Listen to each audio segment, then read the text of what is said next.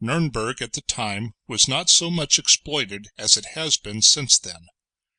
Irving had not been playing Faust, and the very name of the old town was hardly known to the great bulk of the traveling public. My wife and I, being in the second week of our honeymoon, naturally wanted someone else to join our party, so that when the cheery stranger, Elias P. Hutchison, hailing from Isthmian City, Bleeding Gulch, Maple Tree County, Nebraska, turned up at the station in Frankfort and casually remarked that he was going on to see the most all-fired old Methuselah of a town in Europe, and that he guessed that so much traveling alone was enough to send an intelligent, active citizen into the melancholy ward of a daft house, we took the pretty broad hint and suggested that we should join forces. We found, on comparing notes afterwards, that we had each intended to speak with some diffidence or hesitation, so as not to appear too eager, such not being a good compliment to the success of our married life, but the effect was entirely marred by our both beginning to speak at the same instant, stopping simultaneously, and then going on together again. Anyhow, no matter how, it was done, and Elias P. Hutchison became one of our party. Straightway, Amelia and I found the pleasant benefit.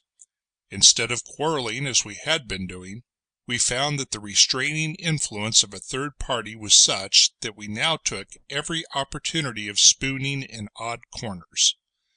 Amelia declares that ever since she has, as the result of that experience, advised all her friends to take a friend on the honeymoon. Well, we did Nuremberg together, and much enjoyed the racy remarks of our transatlantic friend, who, from his quaint speech and his wonderful stock of adventures, might have stepped out of a novel. We kept for the last object of interest in the city to be visited, the Burg, and on the day appointed for the visit, strolled round the outer wall of the city by the eastern side. The Burg is seated on a rock dominating the town, and an immensely deep fosse guards it on the northern side. Nuremberg has been happy in that it was never sacked. Had it been, it would certainly not be so spick and span perfect as it is at present. The ditch has not been used for centuries, and now its base is spread with tea gardens and orchards, of which some of the trees are of quite respectable growth. As we wandered round the wall, dawdling in the hot July sunshine, we often paused to admire the views spread before us, and in especial the great plain covered with towns and villages and bounded with a blue line of hills, like a landscape of Claude Lorraine.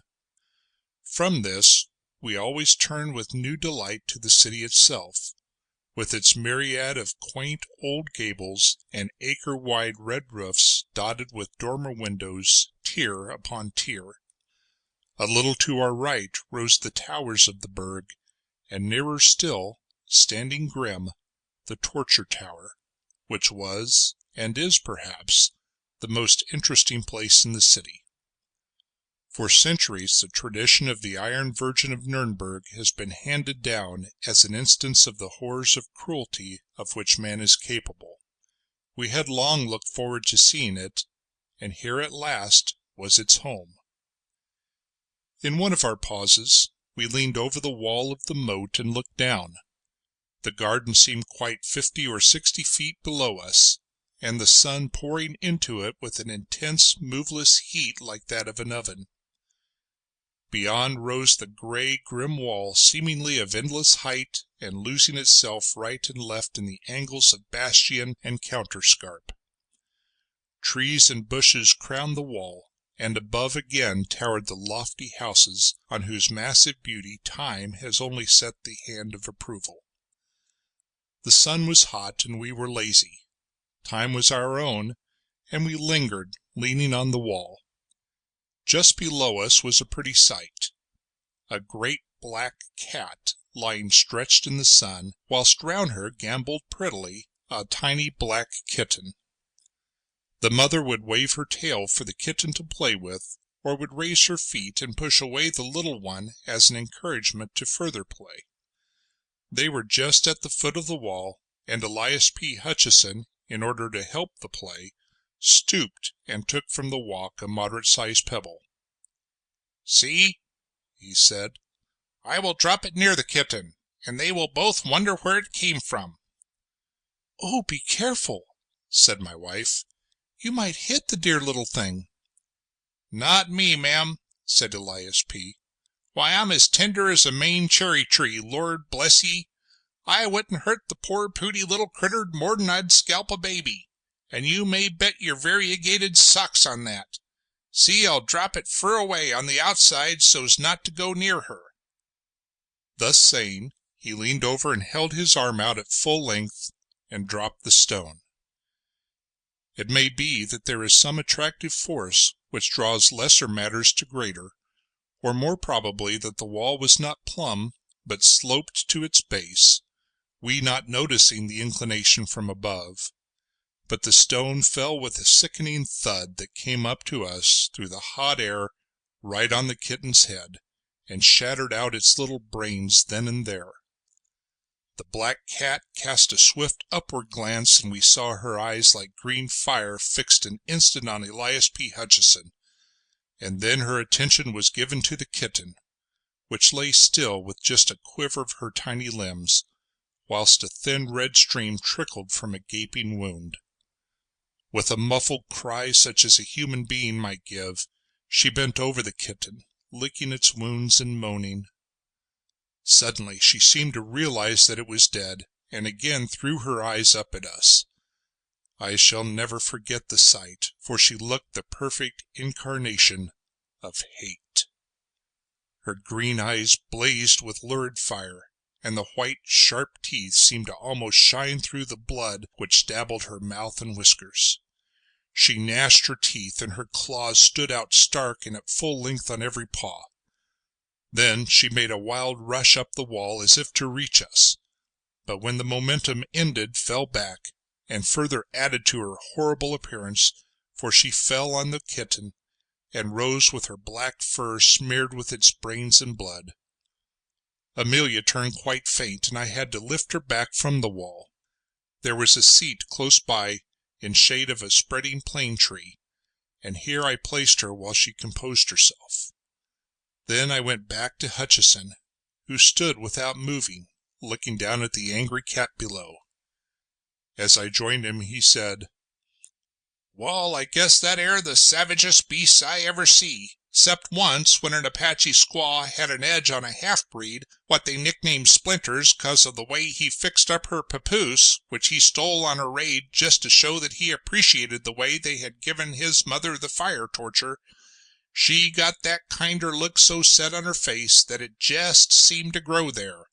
She followed Splinters more'n 3 years, till at last the braves got him and handed him over to her. They did say that no man, white or Injun, had ever been so long a-dyin' under the tortures of the Apaches. The only time I ever seen her smile was when I wiped her out. I kem on the camp just in time to see Splinters pass in his checks, and he wasn't sorry to go either. He was a hard citizen, and though I can never shake with him after that papoose business, for it was bitter bad and he should have been a white man, for he looked like one, I see he had got paid out in full. Dern me, but I took a piece of his hide from one of his skinning posts and had it made into a pocket-book. It's here now," and he slapped the breast pocket of his coat.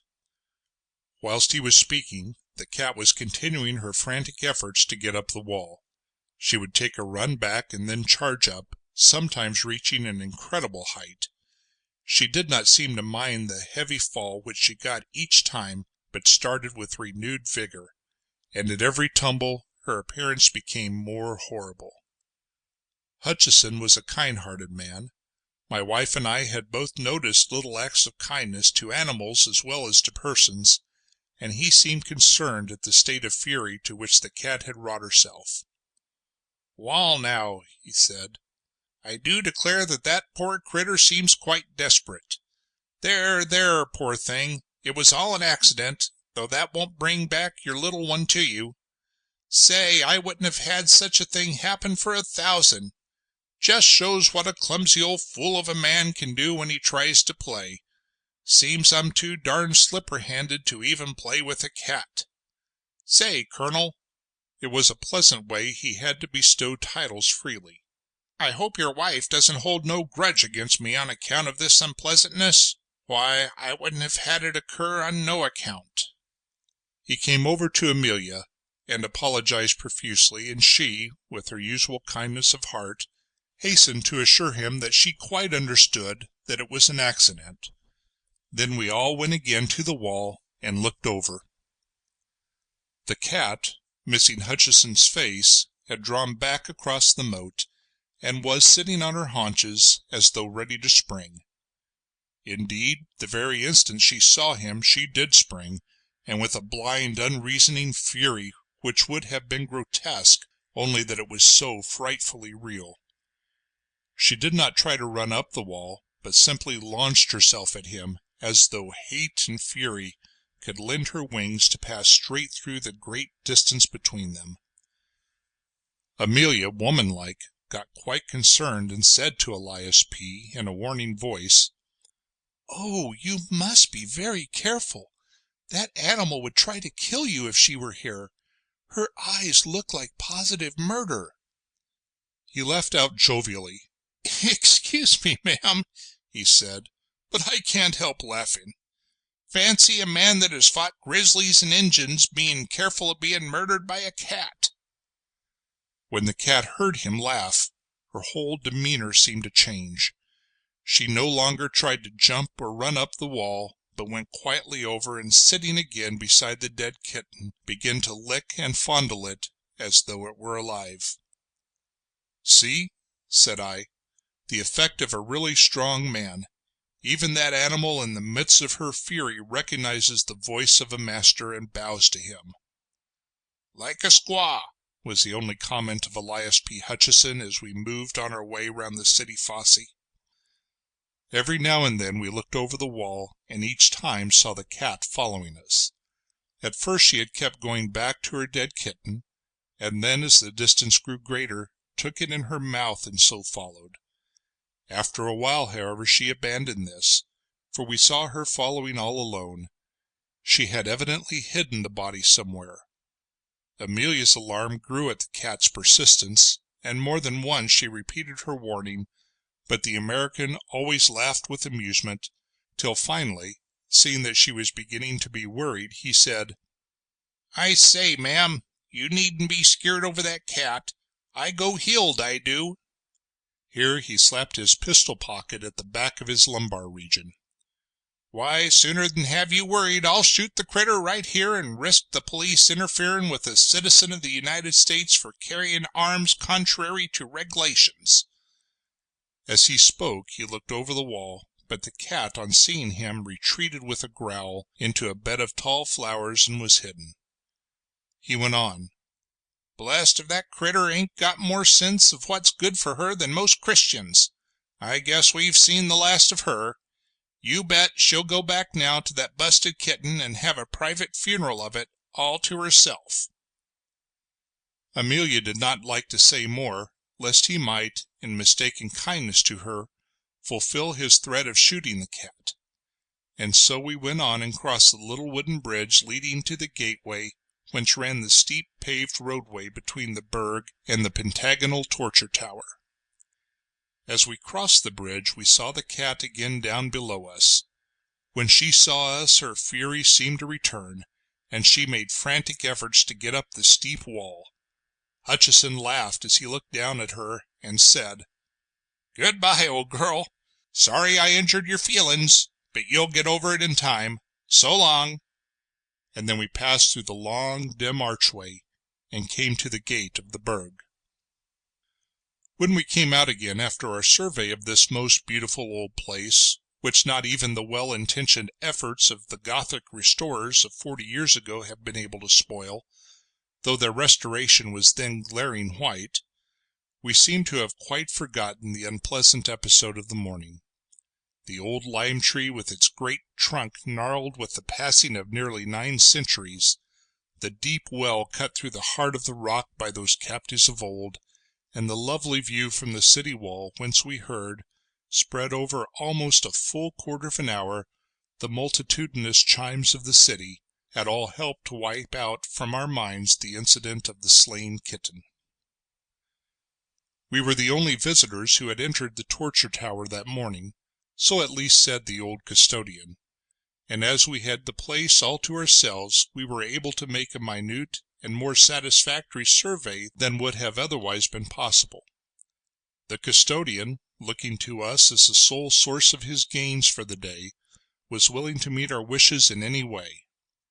The torture tower is truly a grim place, even now when many thousands of visitors have sent a stream of life, and the joys that follow life, into the place.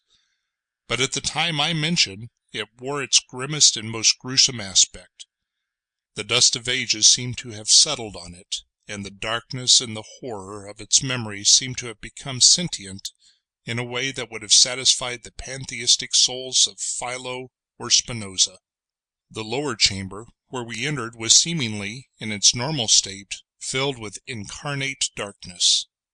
Even the hot sunlight streaming in through the door seemed to be lost in the vast thickness of the walls, and only showed the masonry rough as when the builder's scaffolding had come down, but coated with dust and marked here and there with patches of dark stain which, if walls could speak, could have given their own dread memories of fear and pain. We were glad to pass up the dusty wooden staircase, the custodian leaving the outer door open to light us somewhat on our way, for to our eyes the one long-wicked, evil-smelling candle stuck in a sconce on the wall gave an inadequate light. When we came up through the open trap in the corner of the chamber overhead, Amelia held on to me so tightly that I could actually feel her heart beat. I must say, for my own part, that I was not surprised at her fear, for this room was even more gruesome than that below. Here there was certainly more light, but only just sufficient to realize the horrible surroundings of the place. The builders of the tower had evidently intended that only they who should gain the top should have any of the joys of light and prospect. There, as we had noticed from below, were ranges of windows, albeit of medieval smallness, but elsewhere in the tower were only a very few narrow slits, such as were habitual in places of medieval defense. A few of these only lit the chamber, and these so high up in the wall that from no part could the sky be seen through the thickness of the walls. In racks and leaning in disorder against the walls were a number of headsmen's swords, great double-handed weapons with broad blade and keen edge. Hard by were several blocks whereon the necks of victims had lain, with here and there deep notches where the steel had bitten through the guard of flesh and shored into the wood. Round the chamber, placed in all sorts of irregular ways, were many implements of torture which made one's heart ache to see. Chairs full of spikes which gave instant and excruciating pain. Chairs and couches with dull knobs whose torture was seemingly less, but which, though slower, were equally efficacious. Racks, belts, boots, gloves, collars, all made for compressing at will. Steel baskets in which the head could be slowly crushed into a pulp if necessary. Watchmen's hooks with long handle and knife that cut at resistance, this the specialty of the old Nuremberg police system, and many, many other devices for man's injury to man. Amelia grew quite pale with the horror of the things, but fortunately did not faint, for being a little overcome she sat down on a torture chair, but jumped up again with a shriek, all tendency to faint gone. We both pretended that it was the injury done to her dress by the dust of the chair and the rusty spikes which had upset her, and Mr. Hutcheson acquiesced in accepting the explanation with a kind-hearted laugh. But the central object of the whole of this chamber of horrors was the engine known as the Iron Virgin, which stood near the center of the room. It was a rudely shaped figure of a woman, something of the bell order, or, to make a closer comparison, of the figure of Mrs. Noah in the children's ark, but without that slimness of waist and perfect rondure of hip which marks the aesthetic type of the Noah family. One would hardly have recognized it as intended for a human figure at all, had not the founder shaped on the forehead a rude semblance of a woman's face. This machine was coated with rust without, and covered with dust. A rope was fastened to a ring in the front of the figure, about where the waist should have been, and was drawn through a pulley, fastened on the wooden pillar which sustained the flooring above.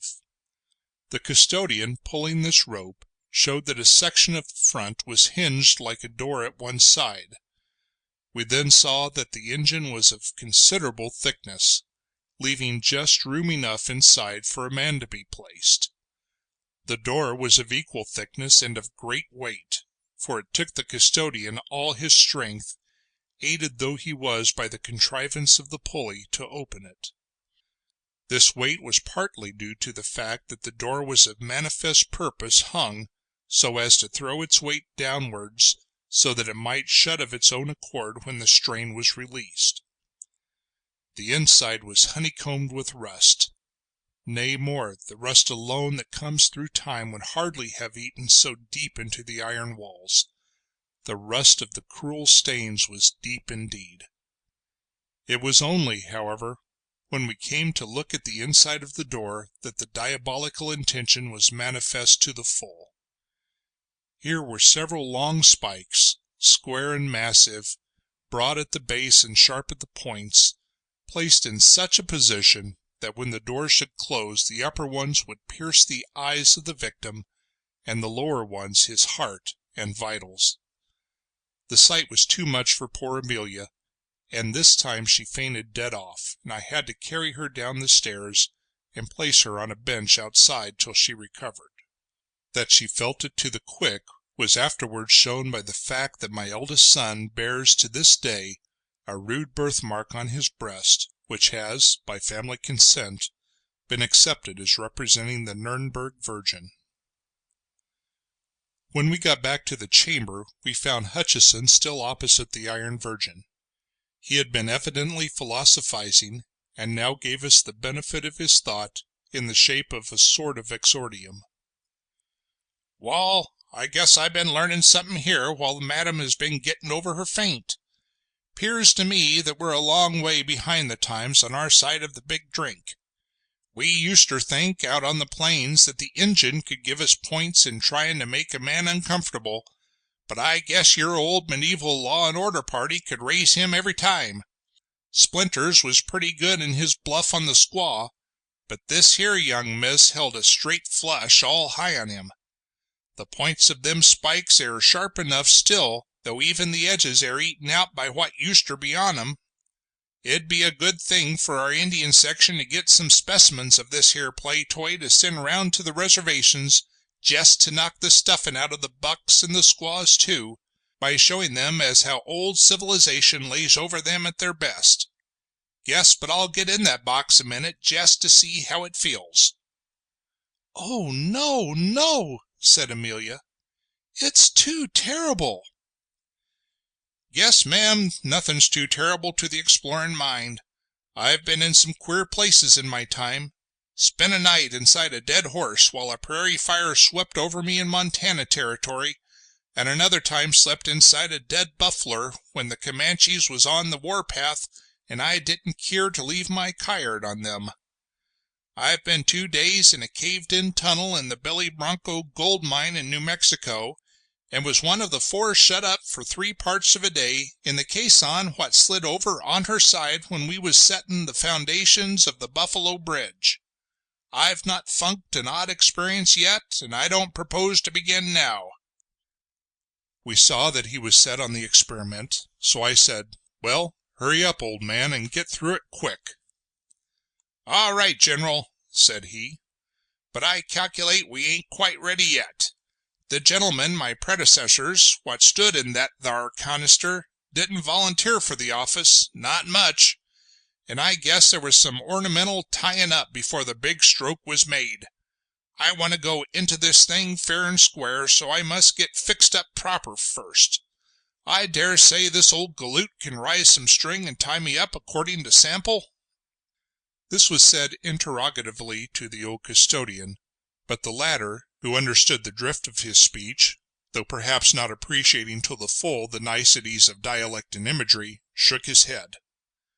His protest was, however, only formal and made to be overcome.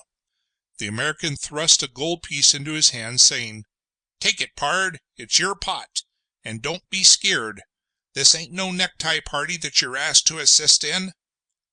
He produced some thin, frayed rope, and proceeded to bind our companion with sufficient strictness for the purpose. When the upper part of his body was bound, Hutcheson said, "Hold on a minute, Judge. Guess I'm too heavy for you to tote into the canister. You jest let me walk in, and then you can wash up regarding my legs." Whilst speaking, he had backed himself into the opening, which was just enough to hold him. It was a close fit, and no mistake. Amelia looked on with fear in her eyes, but she evidently did not like to say anything. Then the custodian completed his task by tying the American's feet together, so that he was now absolutely helpless, and fixed in his voluntary prison. He seemed to really enjoy it, and the incipient smile which was habitual to his face blossomed into actuality as he said, "Guess this here Eve was made out of the rib of a dwarf. There ain't much room for a full-grown citizen of the United States to hustle. We used to make our coffins more roomier in Idaho territory. Now, Judge, you jest begin to let this door down slow onto me. I want to feel the same pleasure as those other jays had when those spikes began to move toward their eyes." "Oh, no, no, no!" broke in Amelia hysterically. "It is too terrible. I can't bear to see it. I can't. But the American was obdurate. "Say, Colonel," said he, "why not take Madam for a little promenade? I wouldn't hurt her feelings for the world, but now that I am here, having come 8,000 miles, wouldn't it be too hard to give up the very experience I've been pining and panting for? A man can't get to feel like canned goods every time. Me and the Judge here'll fix up this thing in no time, and then you'll come back and we'll all laugh together." Once more the resolution that is born of curiosity triumphed, and Amelia stayed holding tight to my arm and shivering whilst the custodian began to slacken slowly, inch by inch, the rope that held back the iron door. Hutcheson's face was positively radiant as his eyes followed the first movement of the spikes. "Wall," he said, "I guess I've not had enjoyment like this since I left New York. Bar a scrap with a French sailor at Wapping, and that warn't much of a picnic neither, I've not had a show for pleasure in this dod-rotted continent where there ain't no bars nor no Injuns, and where nary a man goes heeled. Slow there, Judge! Don't you rush this business. I want a show for my money this game, I do." The custodian must have had in him some of the blood of his predecessors in that ghastly tower, for he worked the engine with a deliberate and excruciating slowness, which after 5 minutes, in which the outer edge of the door had not moved half as many inches, began to overcome Amelia. I saw her lips whiten, and felt her hold upon my arm relax. I looked around an instant for a place whereon to lay her, and when I looked at her again, found that her eye had become fixed on the side of the Virgin. Following its direction, I saw the black cat crouching out of sight. Her green eyes shone like danger lamps in the gloom of the place, and their color was heightened by the blood which still smeared her coat and reddened her mouth. I cried out, "The cat! Look out for the cat!" For even then she sprang out before the engine. At this moment she looked like a triumphant demon. Her eyes blazed with ferocity, her hair bristled out till she seemed twice her normal size, and her tail lashed about as does a tiger's when the quarry is before it. Elias P. Hutcheson, when he saw her, was amused, and his eyes positively sparkled with fun as he said, "Darned if the squaw hain't got on all her war paint. Just give her a shove off if she comes any of her tricks on me, for I'm so fixed everlastingly by the boss that darn my skin if I can keep my eyes from her if she wants them. Easy there, Judge. Don't you slack that 'ere rope or I'm euchred." At that moment Amelia completed her feint, and I had to clutch hold of her round the waist or she would have fallen to the floor. Whilst attending to her, I saw the black cat crouching for a spring, and jumped up to turn the creature out. But at that instant, with a sort of hellish scream, she hurled herself, not, as we expected, at Hutcheson, but straight at the face of the custodian. Her claws seemed to be tearing wildly as one sees in the Chinese drawings of the dragon rampant, and as I looked, I saw one of them light on the poor man's eye, and actually tear through it and down his cheek, leaving a wide band of red where the blood seemed to spurt from every vein. With a yell of sheer terror which came quicker than even his sense of pain, the man leaped back, dropping as he did so the rope which held back the iron door. I jumped for it, but was too late, for the cord ran like lightning through the pulley block, and the heavy mass fell forward from its own weight. As the door closed, I caught a glimpse of our poor companion's face. He seemed frozen with terror. His eyes stared with a horrible anguish, as if dazed, and no sound came from his lips. And then the spikes did their work. Happily, the end was quick, for when I wrenched open the door, they had pierced so deep that they had locked in the bones of the skull through which they had crushed, and actually tore it, out of his iron prison till, bound as he was, he fell at full length, with a sickly thud upon the floor, the face turning upward as he fell.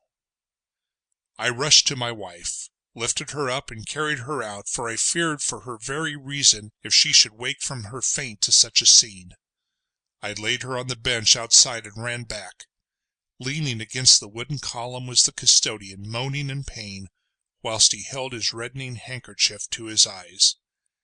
And sitting on the head of the poor American was the cat, purring loudly as she licked the blood which trickled through the gashed socket of his eyes.